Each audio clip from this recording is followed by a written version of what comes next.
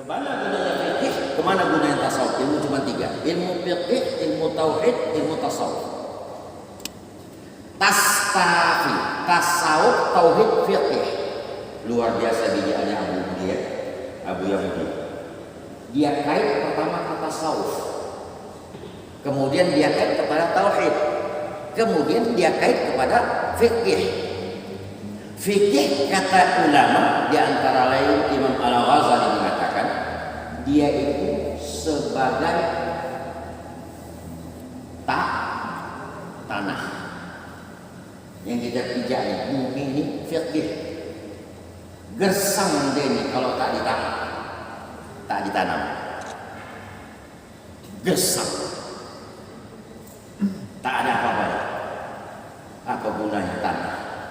Kosong, melompong, tandus, Sahara.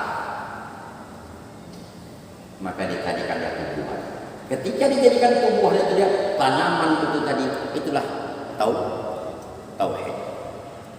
Yang selamat tanaman ini dia daripada binatang-binatang buas, bahkan manusia-manusia buas. Maka dia dipagar supaya dia selamat. Itulah tasawuf.